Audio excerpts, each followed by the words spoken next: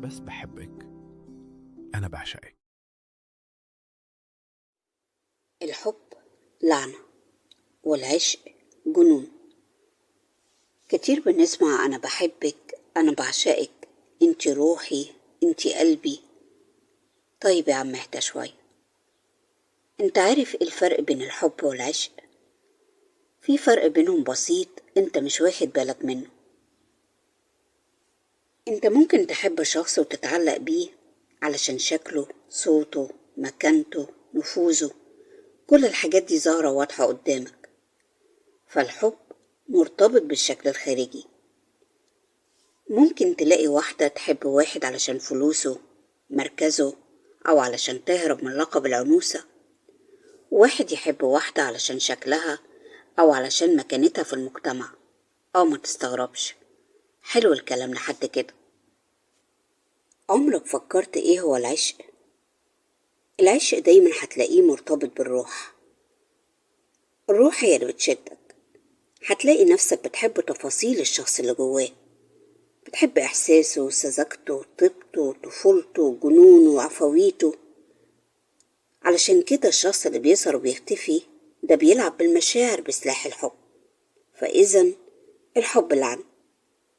لكن اللي بيعشق روحك بجد استحالة يعدي اليوم من غير ما يطمن عليك. وعلشان احنا بنهتم بالحاجات الظاهرية ومش بنركز في الحاجات المدفونة جوه الشريك أو الشخص اللي معانا، فبناخد الصدمة وبنتعرض للخذلان والغدر. وده علشان مع الوقت بنكتشف مش هو ده الإنسان اللي احنا اخترناه، ونرجع نقول إن الحب بيقل مع العشرة أو الحب بيموت مع التعود. ده طبيعي علشان احنا اهتمينا بالشكل الخارجي من غير ما نفتش جواه. هو ده الفخ اللي كلنا بنقع فيه. ربنا سبحانه وتعالى لما جه خلق الإنسان في الأول خلق سيدنا آدم، ومن حبه ليه مرضيش يخليه لوحده، فأخد ضلع من أضلاع آدم وخلق أمنا حواء اللي هي أم كل حي. وهنا آدم وحواء كملوا بعض وابتدت الخليقة. فالمرأة هنا هي الوطن وأساس الحياة، فما ينفعش تقول إنها ناقصة عقل ودين، وما ينفعش تقول بسببها خرج آدم من الجنة. أنت المسؤول عن حمايتها نفسيا ومعنويا. فيا عزيزي، لو قررت إنك ترتبط أو تختار شريكة حياة فما ينفعش تخدعها باسم الحب. الحب عهد مش كلمة.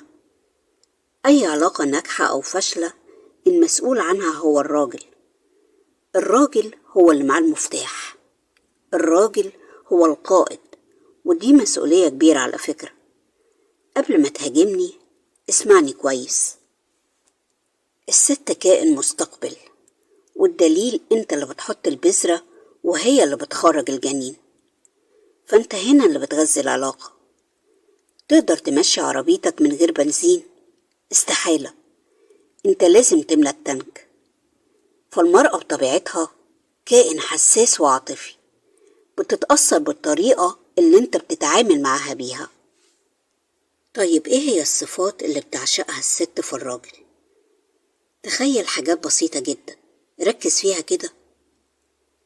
الست بتعشق اللي بيهتم بتفاصيلها واللي بيسمع ليها، والنقطة دي مهمة جدا بالنسبة لها. بتعشق اللي بيقدر وجودها وبيحترم قراراتها ورأيها، واللي يكون قوي في حمايتها مش قوي في أذيتها. أهم حاجة عندها إنها تلاقي حنان الأب وأمان الأخ ووفاء الحبيب. خلص كده الموضوع. وعلشان أخفف الحمل شوية عن الراجل، لازم الست تعرف إيه هي الصفات اللي بيعشقها الراجل في الست. ركزي معايا واسمعني انت كمان. كلنا عارفين إن الراجل طبيعته استقلالية، مش بيحب الخنقة ولا العكننة. الراجل بيعشق الست المطيعة اللي بتحترمه وبتقدره، فهي بتملك قلبه وبتسحر عقله وبتسيب بصمة في روحه. الراجل بيعشق الست اللي بتشاركه أحلامه وأفكاره وطموحه. الراجل اللي بجد هو اللي دايما في كلامه يقولك إحنا، مش أنا ولا إنتي. الراجل مش بيحب الست النمطية، الست الضعيفة، بيعشق الست اللي بتحب المغامرة. الراجل بيعشق الست اللي بتقدر تفهمه من نبرة صوته، بيحب الست الذكية، بيحب الست اللي واثقة من نفسها وواثقة فيه، بصراحة بيقدر قيمتها. كلنا عارفين إن الست مصدر سعادتها في السمع، بتحب تسمع كلام حلو، بتحب التقدير. في مقابل كده الراجل بيحب الوش الجميل البشوش، بيحب الشخصية المتصالحة مع نفسها، لو غلطت تتأسف، مفيش مشكلة. الراجل بيعشق الست اللي بتكون صاحبته قبل ما تكون حبيبته، مش بيحب الغيرة ولا جنون الغيرة.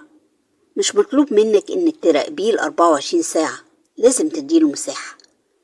طول ما انتي صاحبته هتلاقيه لوحده بيجري عليكي علشان يقولك كل حاجة، بيستغل اي لحظة علشان يقرب منك. بيعشق الست الفرفوشة اللي عندها روح الدعابة والمرح، علشان ده بيقلل التوتر في اي علاقة. فبلاش تكوني درامية علشان الحياة مليانة تحديات. الراجل عايز الست الحنونة الرقيقة الدافية. الراجل بيعشق الست اللي بتهتم بنفسها واللي بيكون عندها روح الإبداع. فالراجل بيعشق حاجات كتير في الست، عايز واحدة كاملة تفتكر في حد كامل غير ربنا سبحانه وتعالى. علشان كده فتش على الحاجات الحلوة المدفونة جوه شريكة حياتك. بلاش تدفن الإنسان اللي معاك، فانت بإيدك المفتاح. علاقتك بالشريك مش بتتبني على المسؤوليات وبس، لا، دي بتتبني على مشاعر حقيقية بين الطرفين. أهم حاجة يكون في العلاقة احترام متبادل، كل طرف يقدر الطرف الآخر. شريكة حياتك هي المراية اللي هتعكس أفعالك. إذا كنت كريم في المشاعر والاحتواء وقادر على تحمل المسؤولية هتلاقي أضعاف، وإذا كنت بخيل في مشاعرك وأخلاقك لا تطاق هتلاقي جفا وبعد. فالحياة عبارة عن هات وخد، مينفعش تاخد بس أو تدي بس، علشان شريك الحياة مش عبد ولا دمية تحركها زي ما انت عايز. اروي الزرع اللي في ايدك هتدوب بعطرها، لكن لو أهملتها هتنجرح بأشواكها. حبيبتي، الراجل زي الطفل الصغير، لازم تعامليه معاملة الأطفال. ويا عزيزي، الست بتحب تكون ملكة مدللة، لازم تحترمها وتدللها. هي دي المعادلة اللي قدرت أوصل لها.